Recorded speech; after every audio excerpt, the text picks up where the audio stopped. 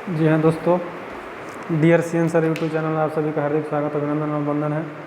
मैं हूँ सी N sir और आप सभी का बहुत बहुत धन्यवाद इतना प्यार देने के लिए। तो चलिए दोस्तों, आज चलते हैं हम लोग मुग़ल साम्राज्य यानी कि मुग़ल लोग कहाँ से आए थे? अफ़गानिस्तान से आए थे ना। तो वहाँ पे मुख्य लोग यहाँ पे कौन कौन लोग शासन किए और उन सभी मुख्य लोगों का मकबरा कहाँ पर स्थित है, इसके बारे में गाइस हम लोग चल रहे हैं पढ़ रहे हैं। देख रहे हैं कि उन लोगों के जब मरे हैं तो उनको मकबरा कहाँ पर बनाया गया है। तो मुख्य रूप से मुग़ल काल में 6 लोग क्या होते हैं?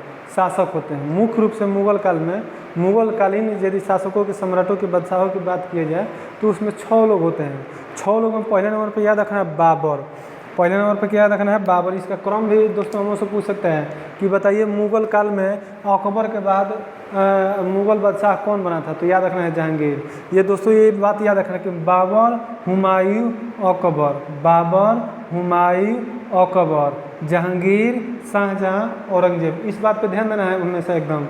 बाबर, हुमायूं, अकबर, जहांगीर, शाहजहां, औरंगजेब। आइए दोस्तों ये याद रखना है। इसी से बहुत सारी चीज़ें रिलेट करके आप लोग देख सकते हैं कि जो क्रम से है ना, यानी कि बोला जाए कि बाबर का बेटा कौन था?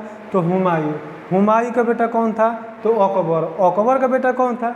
तो जहांगीर। जहांगीर का बेटा कौन था? तो शाहजहां। शाहजहां का बेटा कौन सा था? तो औरंगजेब। दोस्तों ये बात हमेशा याद रखना है कि ये 6 जो आप लोग एकदम क्रम से बताया गया, बाबर, हुमायूं, अकबर, जहांगीर, शाहजहां, औरंगजेब।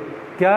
बाबर, हुमायूं, अकबर, जहांगीर, शाहजहां, औरंगजेब। ये बात याद रखना है। बाबर, हुमायूं, अकबर, जहांगीर, शाहजहां, औरंगजेब। यानी कि सबसे पहला मुग़ल बादशाह कौन था? तो बाबर था। उसके बाद कौन आया?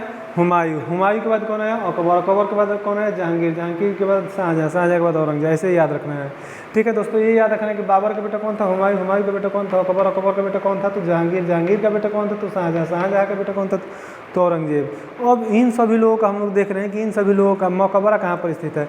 तो ट्रिक दोस्तों एकदम फनी सा ट्रिक, एकदम अच्छा सा ट्रिक, बढ़िया सा ट्रिक आप लोग को याद करने के लिए बताया गया है। क्या? कादी सिलाराबाद। कादी, कादर खान थे ना, उसे याद रखना है। क्या?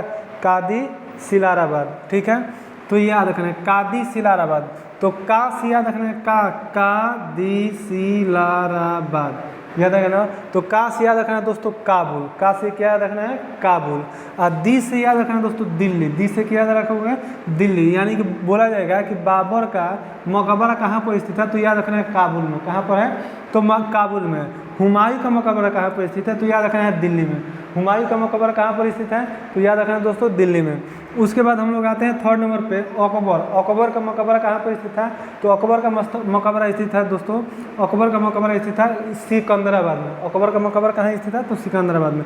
जहांगीर का मकबरा तो लाहौर। शाहजहां का मकबरा तो औरंगजेब। शाहजहां का मकबरा कहाँ था? तो आगरा में था। शाहजहां का मकबरा कहाँ पे था? तो आगरा में था। दोस्तों यहाँ पे याद रखना है कि इधर से यहाँ तक क्या पहिलका शब्द का पहलका अक्षर लिया गया है और यहाँ पर जो लिया गया है रा वाला है। तो आगरा लास्ट में क्या रहा? रा। तो रा को यहाँ पे लिया गया है, याद रहेगा। अब यहाँ पे आता है क्या? औरंगजेब। औरंगजेब का मकबरा कहाँ पर स्थित है? तो औरंगाबाद। औरंगजेब का मकबरा कहाँ पर स्थित है? तो दोस्तों याद रखना औरंगाबाद। जी हाँ दोस्तों, बहुत बहुत धन्यवाद। यदि ट्रिक आपको अच्छा लगी हो तो चैनल को लाइक, कमेंट, शेयर और सब्सक्राइब करना नहीं भूलना है और ऐसे ही प्यार बनाए रखना है। ठीक है, तो बहुत बहुत धन्यवाद।